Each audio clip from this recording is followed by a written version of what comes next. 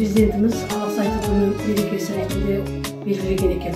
Осы алғыс айту мерекесі күні құтты болсын. Әр үйде бақ береке болып, бала шағамыз аман болып, әрдайым ыстық ықыласпенен бір-бірімізге ілтипат білдіріп, алғыс айтып жүргенге не жетсін. Сол күннен ешқашан Алла тағала айырмасын. Еліміз аман, жұртымыз тыныш болып, әр жылда осылай алғыс айту күніне жете білейік. Аллаға әуелі рахмет, тірлікті мынау жаратқан. Анаға шексіз рахмет, ақ сүт берген, толғатқан. Әкеге айтам мың алғыс, ұрпақтар жібін тарқатқан.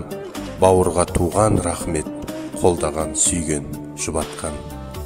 Ұстазға ұлы рахмет, дәрімен білім сусатқан. Балалық досқа рахмет, қуанған бірге мұңдасқан.